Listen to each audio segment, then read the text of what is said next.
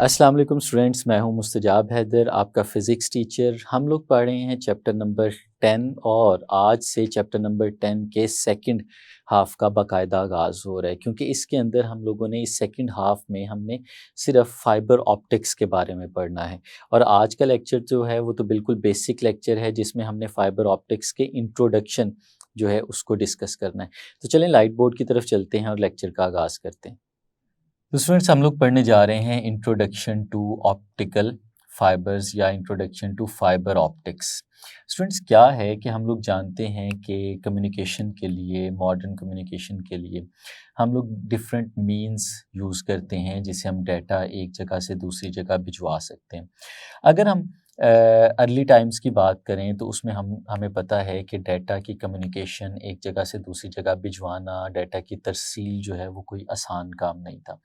Data को एक जगह से दूसरी जगह भिजवाने के लिए हम लोग बड़ी देर से और बहुत अरसे से ऐसे मीन्स जो हैं वो फाइंड आउट करने की कोशिश में हैं जिन मीन्स से हम इफ़ेक्टिव, फास्ट और वाइड रेंज ऑफ डाटा जो है वो एक जगह से दूसरी जगह ट्रांसफ़र कर सकें। और इसके लिए हम लोगों ने बहुत सारे मीन्स जो हैं वो इस्तेमाल भी किए हैं।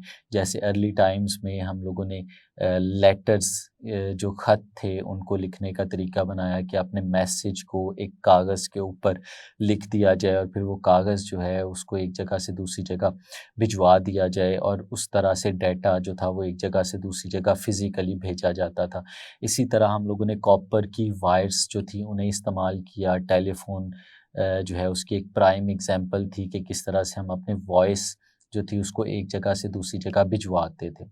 इसी तरह से स्टूडेंट्स, हम शुरू से ही लाइट को भी यूज़ करते आए हैं अपनी कम्युनिकेशन के लिए। और लाइट को जब अपनी कम्युनिकेशन के लिए यूज़ करते थे तो वो in the form of signals, different तरह के सिग्नल्स हम लाइट को इस्तेमाल करते थे।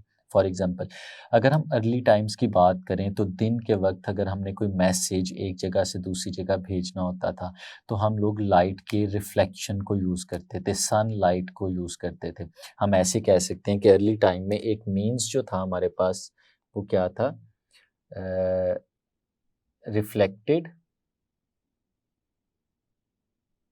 सनलाइट।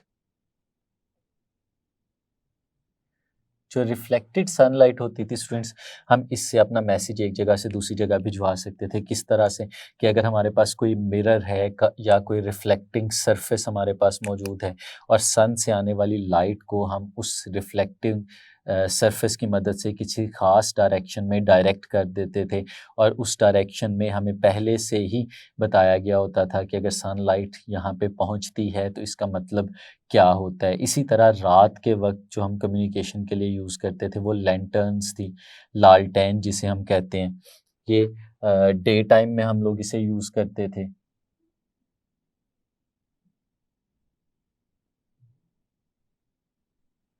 और अगर हम रात की बात करें, लैंटर्न्स का इस्तेमाल करते थे। यानी हम लोग लाइट को एज़ ए सिग्नल इस्तेमाल करते आ रहे हैं। यानी किस तरह से कि लेट्स सपोज़ हम किसी जगह पे मौजूद हैं, किसी ऐसी जगह पे मौजूद हैं जो कि वॉर ज़ोन है, और उस वॉर ज़ोन में हम लोगों ने एक सिग्नल एक जगह से दूसरी जगह भिजवाना है। लेकिन हमारे से जो अगला सोल्जर है उससे हमारा तकरीबन 500 मीटर का फ़ासला है।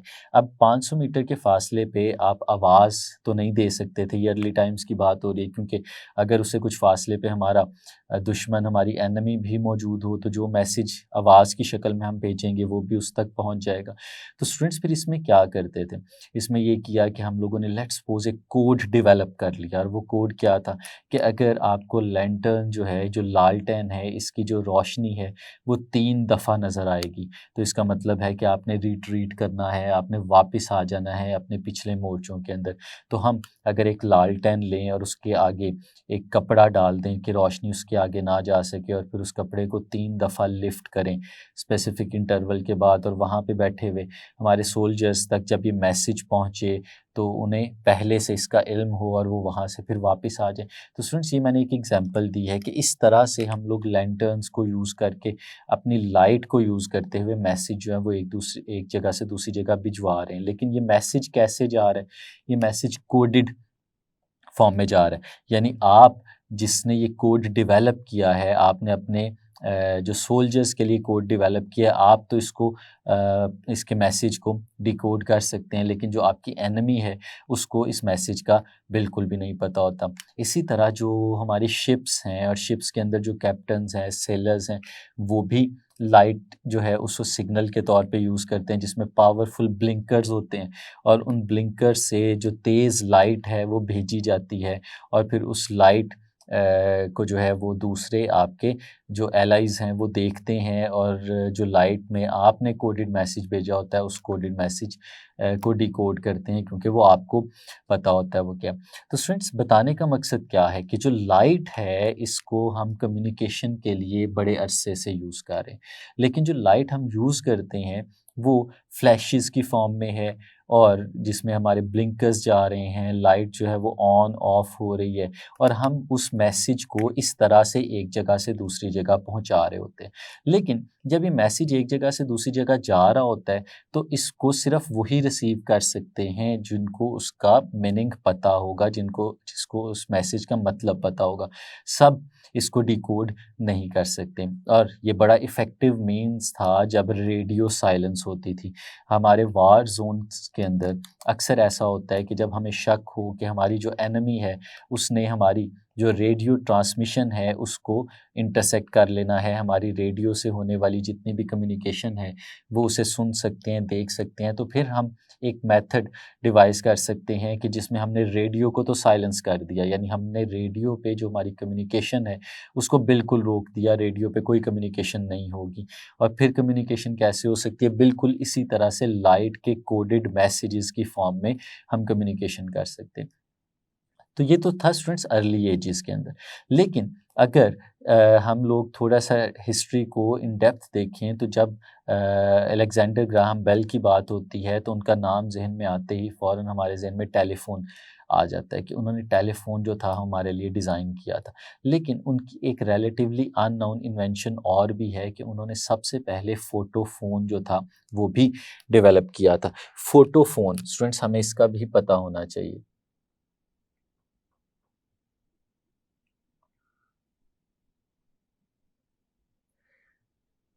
फ़ोटोफ़ोन क्या था? फ़ोटोफ़ोन स्टूडेंट्स एक इस तरह का फ़ोन था जिस फ़ोन में हमने लाइट जो थी उसे यूज़ किया। बेल ने मॉड्यूलेटेड सनलाइट को एक सेलेनियम के डिटेक्टर के ऊपर फ़ॉल करवाया जो कि कई 100 मीटर के फ़ासले पे पड़ा हुआ था और फिर उससे उसने जो था अपना डेटा एक जगह से दूसरी जगह भिजवाया, जिसमें जो वॉइस नोट था एक उसका, उसे ट्रांसमिट करवाया, एक जगह से दूसरी जगह भेजा। लेकिन ये उस दौर की बात है जब लाइट से कम्युनिकेशन जो थी वो कोई इतनी आसान नहीं थी और ये बिल्कुल अर्ली एजेस थे और कम्युनिकेशंस इसी तरह से पैचेस की फॉर्म में ही हो रही थी। तो इस आइडिया को कोई बहुत ज़्यादा पज़ीराई उस दौर में नहीं मिली और इसलिए ये ज़्यादा जो था वो प्रिवेल नहीं कर सका। लेकिन जैसे-जैसे टाइम गुज़रता गया वैसे-वैसे हम लोगों ने तेज़ और इफ़ेक्टिव मीन्स ऑफ कम्युनिकेशन जो थे उन पे काम करना शुरू किया और वही काम करते-करते हम जब पहुँचे तो हम इस नहज पे आज के दौर में पहुँचे कि हम लोगों के पास जो कॉपर की वायर्स हैं, उन कॉपर्स की वायर्स को हम लोग रिप्लेस करते चले जा रहे हैं एक बहुत ही थिन वायर के साथ, जो कि कॉपर की या मेटल की नहीं बनी हुई, बल्कि वो बहुत बारीक सी वायर जो है वो एक ग्लास की बनी हुई है और वो जो ग्लास की वायर है वो एक जगह से दूसरी जगह लाइट को लेके जाती है और वो जो लाइट है वो मॉड्यूलेटेड फॉर्म के अंदर हमारे डाटा को एक जगह से दूसरी जगह लेके जाती है। बहुत सारे एडवांटेजेस हैं अगर हम एक कॉपर की वायर को रिप्लेस कर दें एक लाइट की वायर के साथ, एक ग्लास की वायर के साथ। वो एडवांटेजेस हम एक-एक करके यहाँ पे डिस्कस करते हैं। लेकिन ये जो कॉपर की वायर है जिसको हम रिप्लेस कर रहे हैं ग्लास की वायर से, हमें इसका पता होना चाहिए। ये जो ग्लास की बहुत ही थिन, हम इसे कहते हैं, ये हेयर लाइक वायर है कि एक बाल के जितना इसका साइज़ है। ये जो वायर हमें नज़र आती है जो ग्लास की बनी हुई है, हम उसे फाइबर ऑप्टिक या ऑप्टिकल फाइबर का नाम देते हैं। यानी एक बहुत ही थिन वायर जो ग्लास की बनी हुई है, और उस ग्लास की बनी हुई वायर से हम अपने डाटा को एक जगह से दूसरी जगह भिजवा रहे हैं, तो हम उस वायर को ऑप्टिकल फाइबर का नाम देंगे। और ये वायर डाटा एक जगह से दूसरी जगह लेके किस तरह से जाती है, वो हम अपने आने वाले लेक्चर्स में इन डिटेल डिस्कस करेंगे। अभी हम सिर्फ इसकी इंट्रोडक्शन की बात कर रहे हैं कि ये एक ऐसी वायर है जो हमारे ट्रेडिशनल मीन्स जो हैं उनको चेंज कर रही है और उनको रिप्लेस करती चली जा रही है। हम इसके कुछ एडवांटेजेस को अभी डिस्कस करते चले जाते हैं, और फिर आगे चल के हम इसके डाटा ट्रांसफ़र के मैकेनिज़्म को भी देखेंगे। तो स्टूडेंट्स, इसके एडवांटेजेस लिखते हैं। क्या क्या एडवांटेजेस हैं?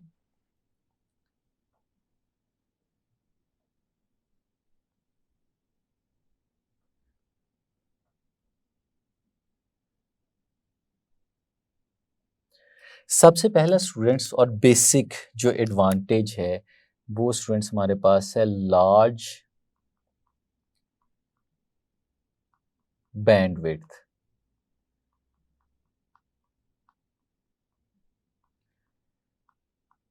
अब लार्ज बैंडविड्थ का क्या मतलब है?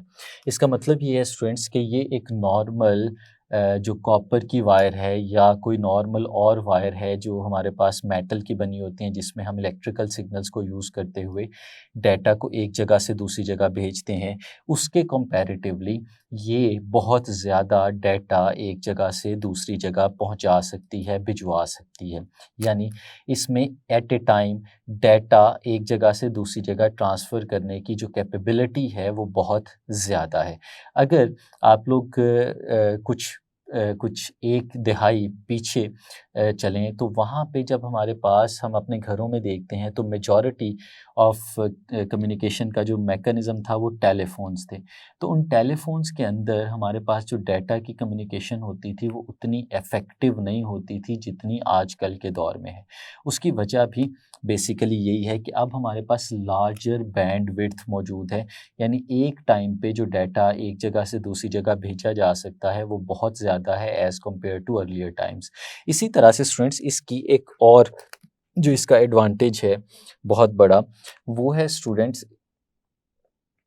कि ये जो नॉइज़ है, ये जो हमारे पास इलेक्ट्रोमैग्नेटिक नॉइज़ है, ये उससे इम्यून है। वहाँ पे जो इलेक्ट्रोमैग्नेटिक नॉइज़ की वजह से हम कम्युनिकेशन को अच्छा नहीं कर पाते, ये उससे इम्यून है। यानी यहाँ पे इलेक्ट्रोमैग्नेटिक इंटरफेरेंस,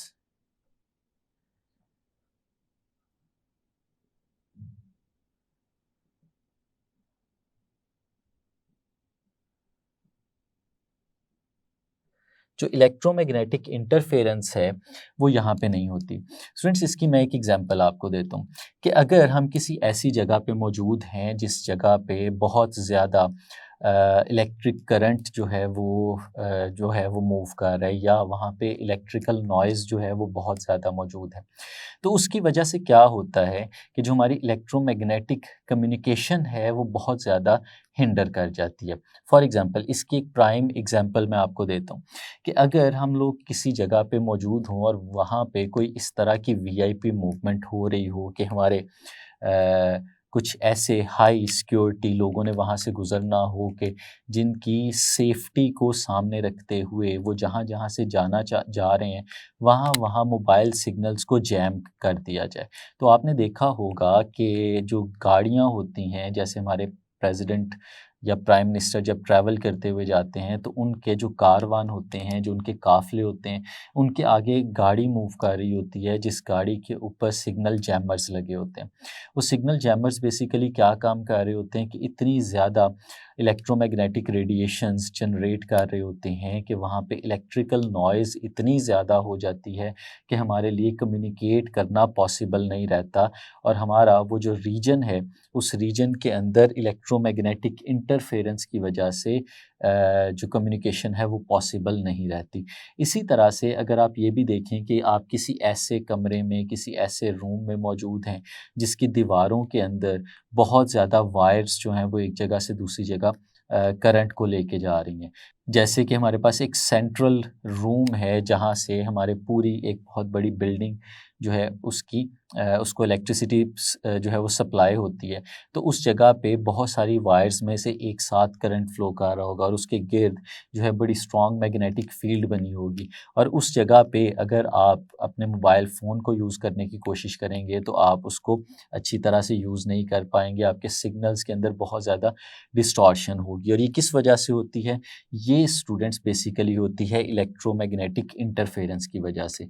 लेकिन अगर हम लोग लाइट को यूज़ करें तो लाइट जो है वो इलेक्ट्रोमैग्नेटिक इंटरफेरेंस जो है उससे मुबर्रा है, इलेक्ट्रोमैग्नेटिक इंटरफेरेंस का उस पे कोई इफ़ेक्ट नहीं होता।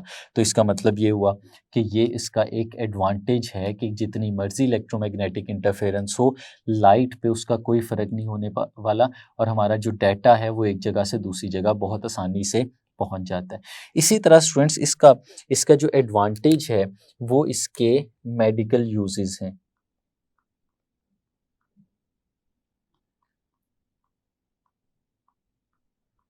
मेडिकल यूजेस हैं।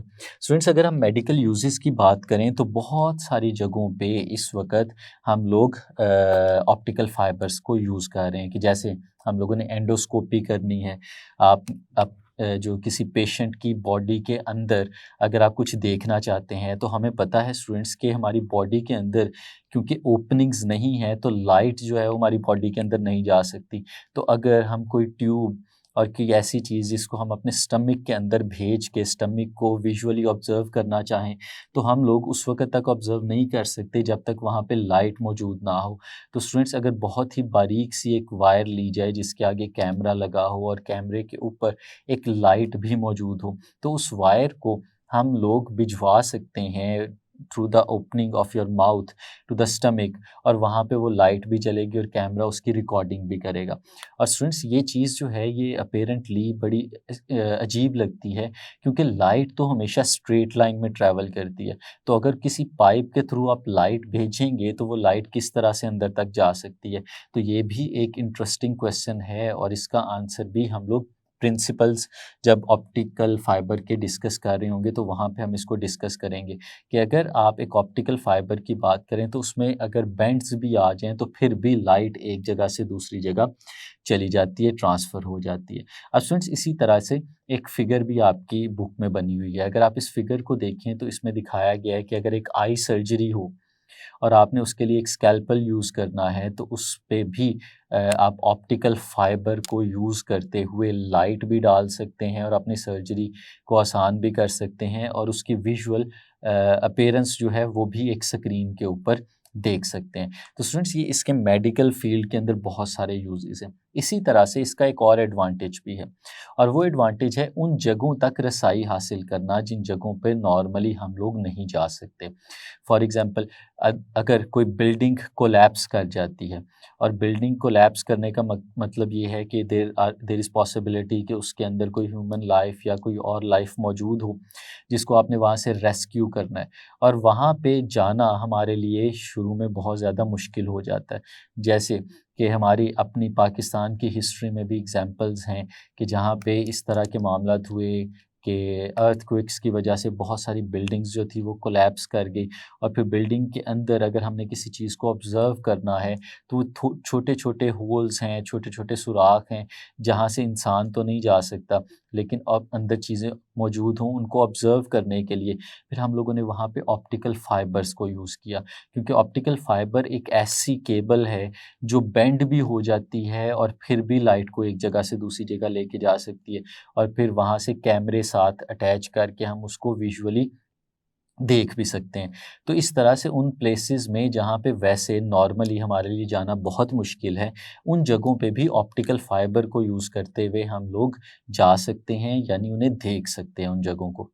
और स्टूडेंट्स फिर इसी को सामने रखते हुए हमारे पास एक ऐसा सिस्टम प्रॉपरली डिज़ाइन होने जा रहा है, जिस सिस्टम के अंदर हम अपनी कम्युनिकेशन सारी की सारी जो है वो ट्रांसफ़र कर रहे हैं ऑप्टिकल फ़ाइबर्स के ऊपर, फ़ाइबर ऑप्टिक्स का एक सिस्टम बन रहा है। अब इस सिस्टम में हमारे लिए कम्युनिकेशन जो है वो बहुत आसान भी हो गई और बहुत ज़्यादा इफ़ेक्टिव भी हो गई क्योंकि इसकी बैंडविड्थ बहुत ज़्यादा है और बैंडविड्थ बहुत ज़्यादा होने का मतलब क्या है कि इसमें बहुत ज़्यादा डाटा एक साथ एक जगह से दूसरी जगह ट्रांसफ़र किया जा सकता है।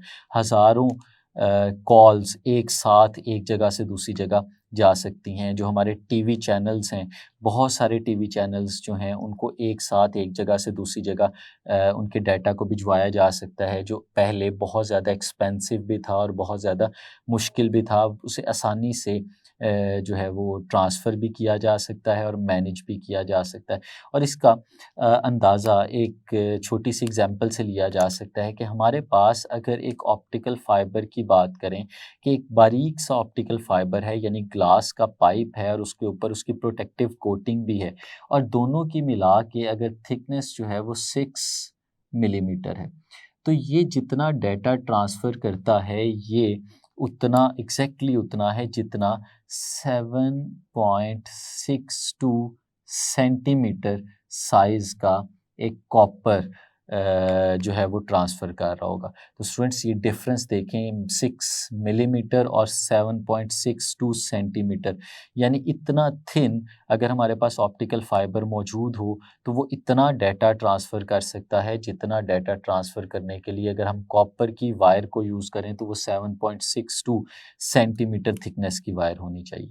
तो स्टूडेंट्स ये जो इंट्रोडक्शन टू फाइबर ऑप्टिक्स है, ये सारे का सारा हमारे पास इंफॉर्मेशन बेस्ड आर्टिकल है। तो आपकी बुक के पेजेस के ऊपर ये जिस तरह से लिखा हुआ है, हमें इसको पढ़ना है और बेसिकली इसको जो तैयार करना है वो हम लोगों ने एमसीक्यूज़ के लिए और शॉर्ट क्वेश्चंस के लिए तैयार करना है। और ये इंट्रोडक्शन है, जो मेजर पार्ट है पेपर के पॉइंट ऑफ व्यू से जो इम्पोर्टेंट है वो हम अपने नेक्स्ट लेक्चर्स में डिस्कस करेंगे। तो ये था स्टूडेंट्स हमारा आज का लेक्चर, जिसमें हम लोगों ने फाइबर ऑप्टिक्स का इंट्रोडक्शन था उसे डिस्कस किया। इसको डिटेल में नेक्स्ट लेक्चर्स में डिस्कस करेंगे। तब तक के लिए इजाज़त दीजिए। अल्लाह हाफ़िज़।